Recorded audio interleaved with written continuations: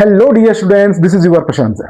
Today I am going to discuss important questions from one more very important chapter, that is chapter number 9, ray optics and optical instruments. ಅಪ್ಪಿ ಇವತ್ತು ಇನ್ನೊಂದು important chapter ದಿಂದ important question ನ discussion ಮಾಡೋಣ್ರಿ. ಯಾವುದು? Chapter number 9, ray optics and optical instruments. ಅಪ್ಪಿ according to new blueprint ಈ chapter ದಿಂದ ನಿಮ್ಗೆ 10 ಮಾರ್ಕ್ಸ್ ಕ್ವಶನ್ಸ್ ಬರ್ತಾವ್ರಿ ಎನ್ಯುವಲ್ ಎಕ್ಸಾಮ್. 10 ಮಾರ್ಕ್ಸ್ಗೆ 10 ಮಾರ್ಕ್ಸ್ ಕ್ವಶನ್ ಅಂದ್ರೆ ಜಾಸ್ತಿ ವೇಟೇಜ್ ಇರುವಂತ ಚಾಪ್ಟರ್ ರೀ, ನೆನ್ಪಿಟ್ಕೊಡ್ರಿ. ಈಗ ಈ 10 ಮಾರ್ಕ್ಸ್ ಹೆಂಗ್ ಡಿವೈಡ್ ಆಗ್ತಾವು ಅಪ್ಪಿ? ಎರಡು ಪಾರ್ಟ್ ಎ ದಿಂದ ಕ್ವಶನ್ ಬರ್ತಾವ. ಅಂದ್ರ ಒಂದು MCQ, ಒಂದು fill in the blanks. Compulsory ಒಂದು MCQ, ಒಂದು ಫಿಲ್ ಇನ್ ದ ಬ್ಲಾಂಕ್ಸ್ ಈ ಚಾಪ್ಟರ್ ದಿಂದ ಬರ್ತದ್ರಿ. ಇನ್ನೊಂದು ಪಾರ್ಟ್ ಸಿ ದಿಂದ ಒಂದು ಕ್ವಶನ್ ಬರ್ತದ. ಅಂದ್ರೆ 3 ಮಾರ್ಕ್ಸ್ಗೆ ಒಂದು ಕ್ವಶನ್ ಕಂಪಲ್ಸರಿ ಬರ್ತದ. ಪಾರ್ಟ್ ಡಿ ಇಂದ ಒಂದು ಕ್ವಶನ್ ಬರ್ತದ. ಅಂದ್ರೆ 5 ಮಾರ್ಕ್ಸ್ಗೆ ಒಂದು ಕ್ವಶನ್ ಬರ್ತದ್ರಿ. ಈ 5 ಮಾರ್ಕ್ಸ್ ಕ್ವಶನ್ ನಿಮ್ಗ ನ್ಯೂಮರಿಕಲ್ ಪ್ರಾಬ್ಲಮ್ ಆಗಿರ್ಬೋದು, ಅಥವಾ ಲಾಂಗ್ ಆನ್ಸರ್ ಟೈಪ್ ಕ್ವಶನ್ ಅನ್ನು ಆಗಿರ್ಬೋದು, ಅಥವಾ ಡೆರಿವೇಶನ್ ಯಾವ್ದಾದ್ರು 5 ಮಾರ್ಕ್ಸ್ ಕೇಳ್ಬೋದು, ಅಥವಾ ನ್ಯೂಮರಿಕಲ್ ಪ್ರಾಬ್ಲಮ್ ಅನ್ನು ಕೇಳ್ಬೋದು. ಬಟ್ ಒಂದು ಕಂಪಲ್ಸರಿ 5 ಮಾರ್ಕ್ಸ್ ಕ್ವಶನ್ ಬರ್ತದೆ. ಹಂಗಾರೆ in this particular chapter 3 marks questions ಅಂದ್ರೆ ಪಾರ್ಟ್ ಸಿ ದಿಂದ ಯಾವ್ಯಾವ ಕ್ವಶನ್ಸ್ ಕೇಳ್ಬೋದು, ಯಾವ್ಯಾವ ಇಂಪಾರ್ಟೆಂಟ್, ಅವ್ನ ಹೆಂಗ್ ಸಾಲ್ವ್ ಮಾಡಬೇಕು ಅಂತ ನೋಡೋಣ್ರಿ. ಅದ್ರ ಜೊತೆಗೆ ಪಾರ್ಟ್ ಡಿ ಇಂದ ಥಿಯರಿ ಕ್ವಶನ್ ಕೇಳಿದ್ರೆ ಯಾವ್ಯಾವ ಕ್ವಶನ್ ಕೇಳ್ತಾರೋ, ಆಮ್ಯಾಗ ಪಾರ್ಟ್ ಡಿ ಇಂದ ನ್ಯೂಮರಿಕಲ್ ಪ್ರಾಬ್ಲಮ್ ಕ್ವಶನ್ಸ್ ಕೇಳಿದ್ರೆ ಯಾವ್ಯಾವ ಫಾರ್ಮುಲಾ ಮ್ಯಾಗ ನಾವು ಕಾನ್ಸಂಟ್ರೇಟ್ ಮಾಡಬೇಕು, ಇದನ್ನು ಸುದ ಈ ಕ್ಲಾಸ್ನೊಳಗೆ ನೋಡ್ತಾ ಹೋಗ್ರಿ. Without wasting time, first we will start from part C.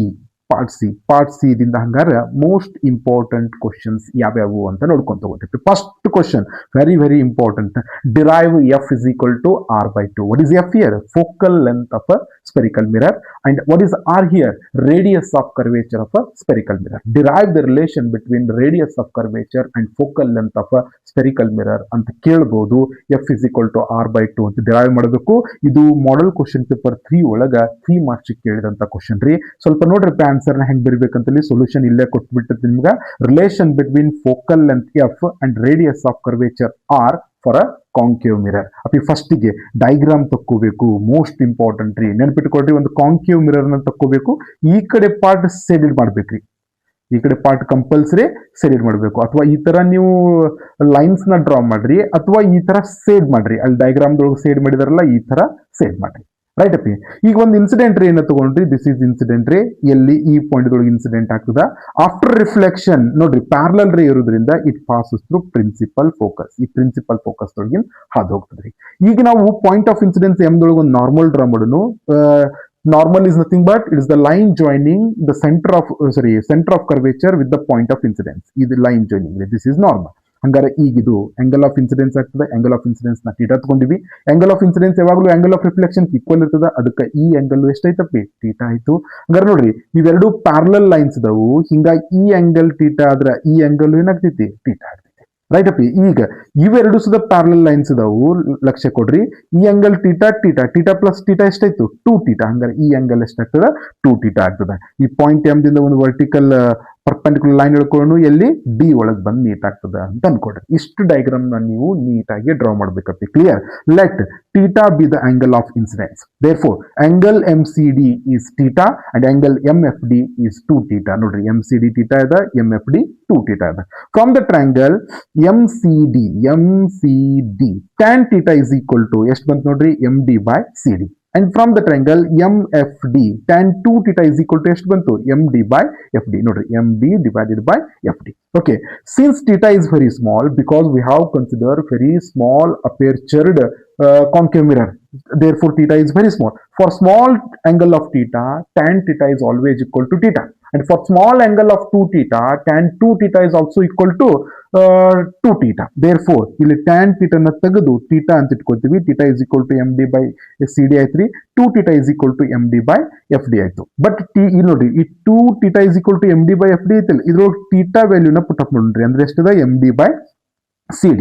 ಇಲ್ಲಿ 2 MD/CD is equal to MD/FD. ಎರಡು ತೊಳಗಿನ MD ಕ್ಯಾನ್ಸಲ್ ಮಾಡ್ರಿ. ಉಳಿತಷ್ಟು 2/CD is equal to 1/FD. ಅಪ್ಪಿ according to sign convention CD is equal to ಏನ್ರಿ? -R. ನೋಡ್ರಿ, C D ಅಂತಂದ್ರೆ ಏನು, radius of curvature minus R. Direct ಆಗಿ put up ಮಾಡೋಣ್ರಿ. F D ಅಂತಂದ್ರೆ ಏನು, D is very much close to P, ಅಂದ್ರೆ ಇಲ್ಲಿಂದ ಈ ಡಿಸ್ಟೆನ್ಸ್ ಯಾವ್ದು ಫೋಕಲ್ ಲೆಂತ್, ಅಂದ್ರೆ ಇದನ್ನು ಎಂತ ಮೈನಸ್ ಎಫ್. ಹಂಗಾರೆ ಇಲ್ಲಿ ಪುಟ್ ಅಪ್ ಮಾಡೋಣ್ರಿ. 2 divided by minus r is equal to 1 divided by minus f. ಎರಡು ಕಡೆ ನೆಗೆಟಿವ್ ನೆಗೆಟಿವ್ ಕ್ಯಾನ್ಸಲ್ ಆಯ್ತು. ಈ ಕಡೆ ಆರ್ ತಗೊಂಬರಿ, ಈ ಕಡೆ ಎಫ್ ತಗೊಂಬರಿ. ಆರ್ ಇಸ್ ಈಕ್ವಲ್ ಟು ಎಷ್ಟು ಬಂತಪ್ಪಿ, 2f ಬಂತು. ಅಂದ್ರೆ ಎಫ್ ಇಸ್ ಈಕ್ವಲ್ ಟು ಎಷ್ಟು ಬಂತು, ಆರ್ ಬೈ 2 ಬಂತು. This is very very important question for 3 marks. ಕೇಳ್ತಾರ್ರಿ, ಮಿಸ್ ಮಾಡ್ಲಿಕ್ಕೆ ಹೋಗ್ಬೇಡ್ರಿ, ಪಕ್ಕಾ ಪ್ರಾಕ್ಟೀಸ್ ಮಾಡ್ರಿ. ರೈಟ್ ಅಪ್ಪಿ, ಅರ್ಥ ಆಗಿದೆ ಅಂತ ಅನ್ಕೊಳ್ತೀನಿ. ನೆಕ್ಸ್ಟ್ ಕ್ವಶನ್ ಹೋಗೋಣ್ರಿ. ನೆಕ್ಸ್ಟ್ ಕ್ವಶನ್ ನಂಬರ್ 2 ಏನಂತ ಹೇಳಿದಾರೆ ನೋಡ್ರಿ. Give the Cartesian sign convention use to measure distances and heights in spherical mirrors. Cartesian sign conventions ಕೇಳಿದಾರೆ. ವೆರಿ ವೆರಿ ಇಂಪಾರ್ಟೆಂಟ್ ಅಪ್ಪಿ, ಲಕ್ಷ ಕೊಡ್ರಿ. ಕಾರ್ಟೇಶಿಯನ್ ಸೈನ್ ಕನ್ವೆನ್ಷನ್ ಯಾವ್ಯಾವುದು?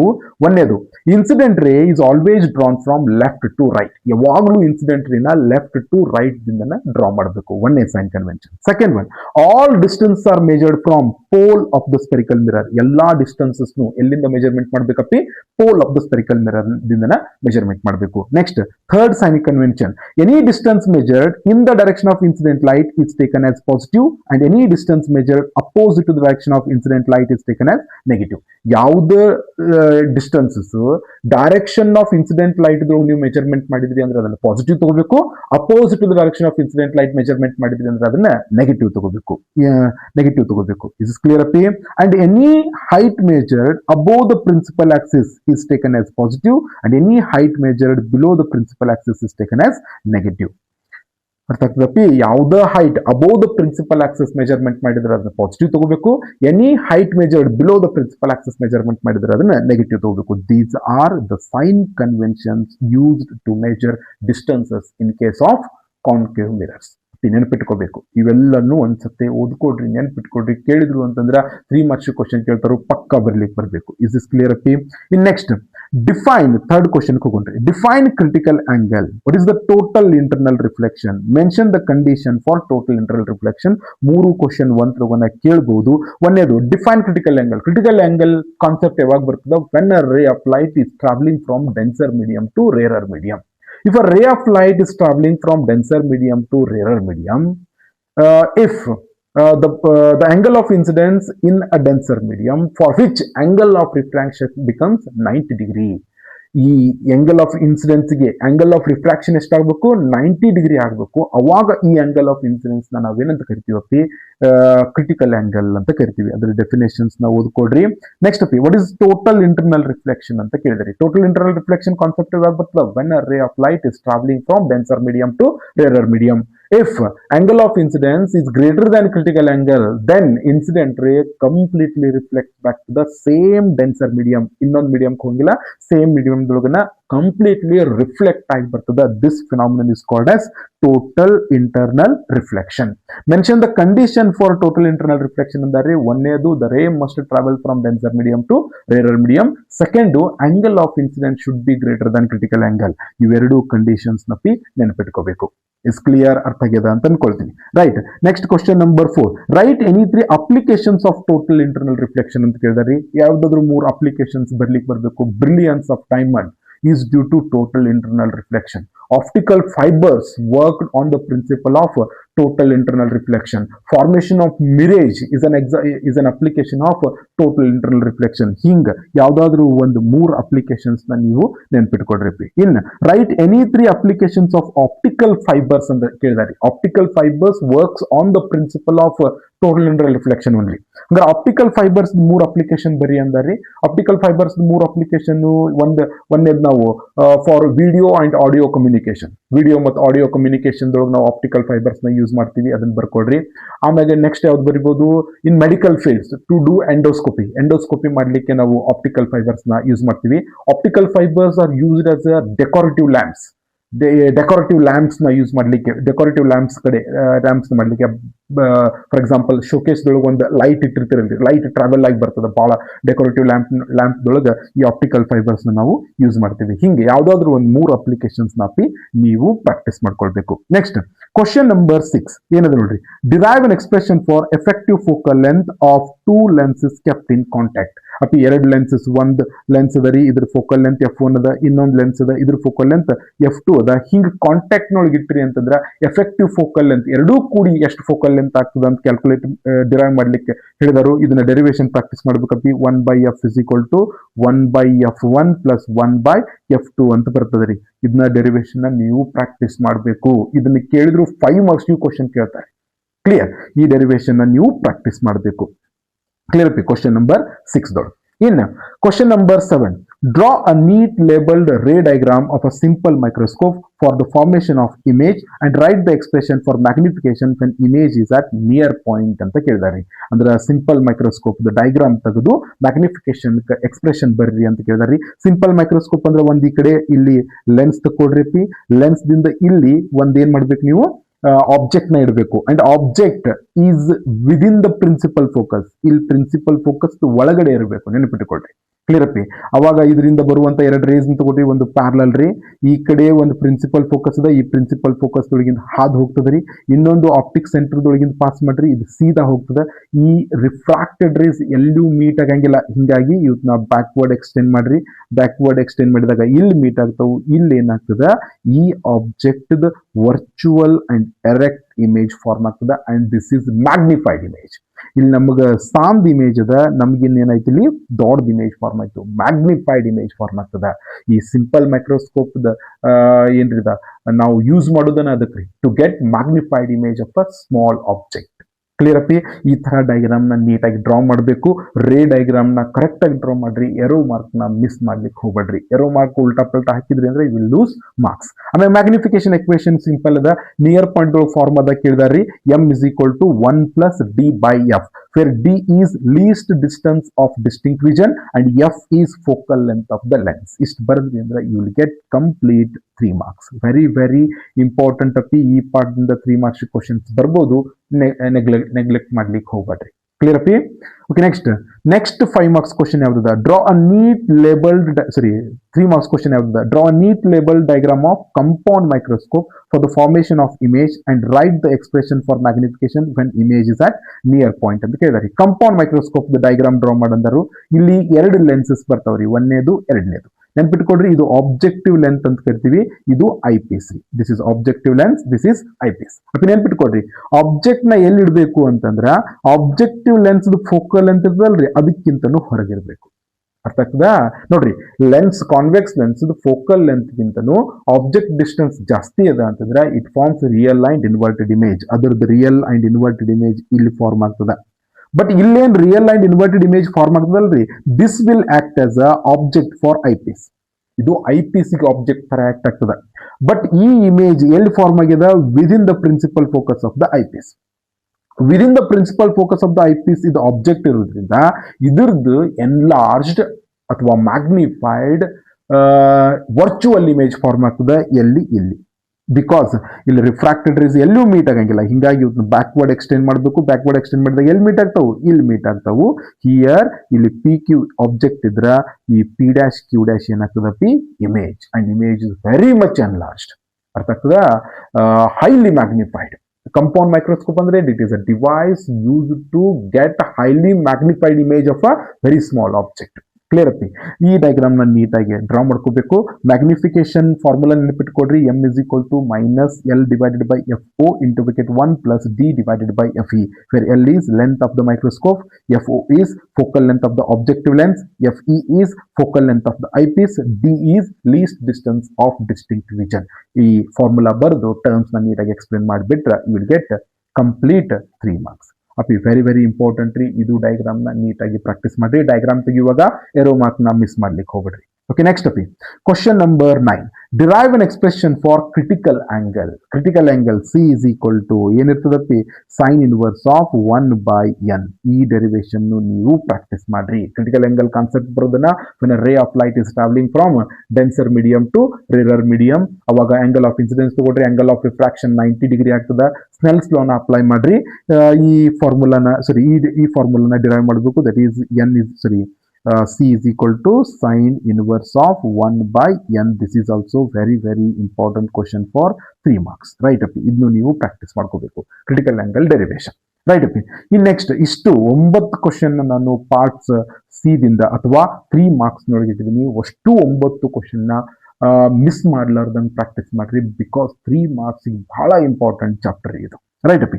ಇನ್ ನೆಕ್ಸ್ಟ್ 5 ಮಾರ್ಕ್ಸ್ಗೆ ಯಾವ್ಯಾವ ಕ್ವಶನ್ಸ್ ಬರ್ಬೋದು ಇನ್ ಥಿಯರಿ ಬೇಸ್ಡ್ ಅಂತ ಬಂದಾಗ ಲಾಂಗ್ ಆನ್ಸರ್ ಕ್ವಶನ್ಸ್ ಕೇಳಿದ್ರು ಅಂದ್ರೆ ಒಂದೇದು ಡಿರೈವ್ ಮಿರರ್ ಇಕ್ವೇಶನ್ ಕೇಳ್ಬೋದು. ಮಿರರ್ ಇಕ್ವೇಶನ್ ಪ್ರಾಕ್ಟೀಸ್ ಮಾಡ್ಲಿಕ್ಕೆ ಬರಬೇಕು, ಡಿರೈವ್ ಮಾಡ್ಲಿಕ್ಕೆ ಬರಬೇಕು. 1/f = 1/u + 1/phi ಈ ಡೆರಿವೇಶನ್ ಪ್ರಾಕ್ಟೀಸ್ ಮಾಡ್ಕೊಡ್ರಿ. Lens makers formula derive relation between n, u, phi, r for spherical surfaces ಅಂತ ಕೇಳಿದಾರಿ.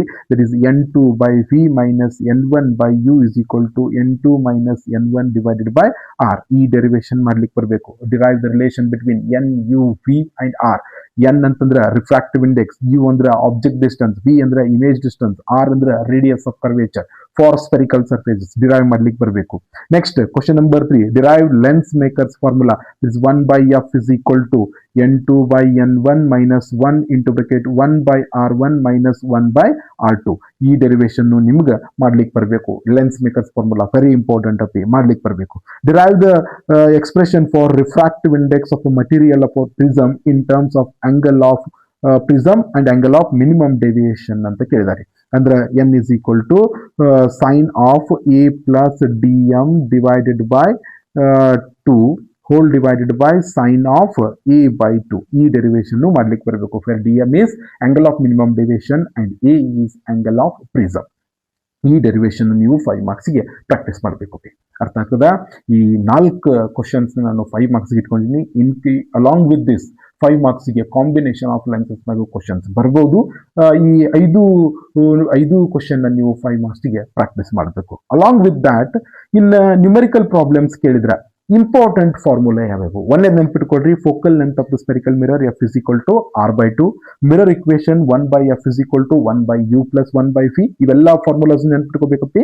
ಇನ್ case of mirrors magnification is m = -p/u, m = f - p/f, m = f divided by f - u. ಅಂದ್ರೆ focal length ಮತ್ತು image distance ಕೊಟ್ಟು magnification ಕೇಳಿದಾಗ ಈ formula use ಮಾಡ್ರಿ. Focal length ಮತ್ತು object distance ಕೊಟ್ಟು magnification ಕೇಳಿದಾಗ ಈ ಫಾರ್ಮುಲಾನ ಯೂಸ್ ಮಾಡ್ರಿ. ಕ್ಲಿಯರ್ ಅಪ್ಪಿ? ಮ್ಯಾಗ್ನಿಫಿಕೇಶನ್ ಯಾಕೆ ನಾವು ಕ್ಯಾಲ್ಕುಲೇಟ್ ಮಾಡಬೇಕು? ಒಂದ್ ವೇಳೆ ಮ್ಯಾಗ್ನಿಫಿಕೇಶನ್ ಕ್ಯಾಲ್ಕುಲೇಟ್ ಮಾಡ್ಲಿಕ್ಕೆ ಡೈರೆಕ್ಟ್ ಆಗಿ ಕೇಳದೇ ಇರಬಹುದು, but they will ask to explain nature of the image.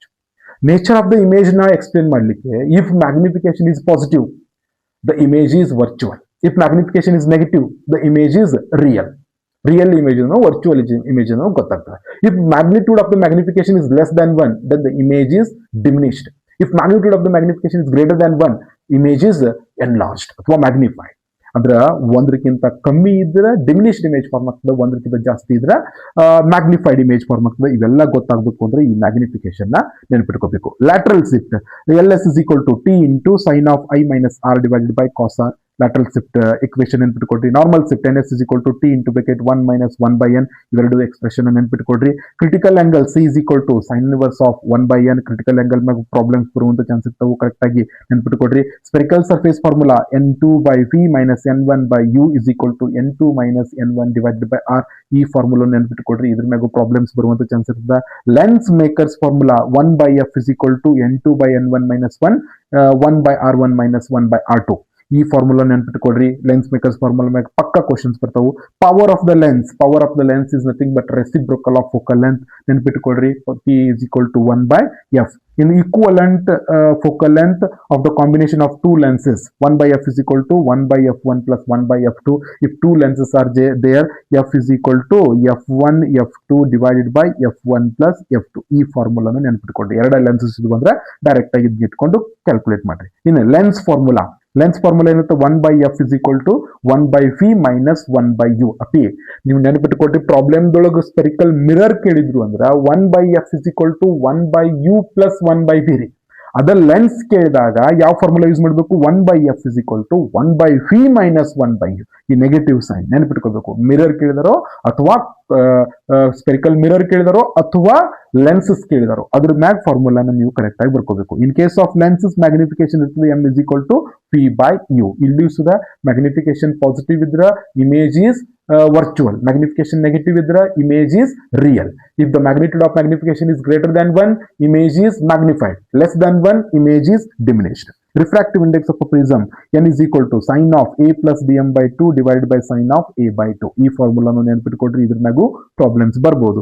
Deviation produced by the prism D is equal to ಅಂದ್ರೆ ಪ್ರಿಸಮ್ ದೊಳಗೆ ಎಷ್ಟು ಡೆವಿಯೇಷನ್ ಪ್ರೊಡ್ಯೂಸ್ ಮಾಡ್ತಾರೆ, A into bracket N minus 1. ಈ ಫಾರ್ಮುಲಾನು ನೆನಪಿಟ್ಕೊಡ್ರಿ. ಇಷ್ಟು ಫಾರ್ಮುಲಾ ನೀವು ಪಿ ಎಲ್ಲಿ ರೇ ಆಪ್ಟಿಕ್ಸ್ ಚಾಪ್ಟರ್ ದಿಂದ ಪ್ರಾಬ್ಲಮ್ಸ್ ಕನ್ಸರ್ನ್ಡ್ ಆಗಿ ನೆನಪಿಟ್ಕೋಬೇಕು. ಇಷ್ಟು ಇಷ್ಟು ಫಾರ್ಮುಲಾದೊಳಗೆ ಯಾವ್ದಾದ್ರೂ ಒಂದು ಪ್ರಾಬ್ಲಮ್ ನಿಮಗೆ ಬರಬಹುದು. ಬಂತು ಅಂತಂದ್ರೆ ಕಾನ್ಫಿಡೆಂಟ್ ಆಗಿ ಸಾಲ್ವ್ ಮಾಡ್ರಿ. ಈ ಚಾಪ್ಟರ್ ದಿಂದ 10 ಮಾರ್ಕ್ಸ್ ಬರ್ತಾವ. 10 ಮಾರ್ಕ್ಸ್ ನ ಒಟ್ಟ ನೆಗ್ಲಿಜೆನ್ಸಿ ಮಾಡ್ಲಿಕ್ಕೆ ಹೋಗಬೇಡಿ. ದಿಸ್ ಈಸ್ ಅಬೌಟ್ ರೇ optics. In next class we'll meet with another very important chapter. Thank you very much.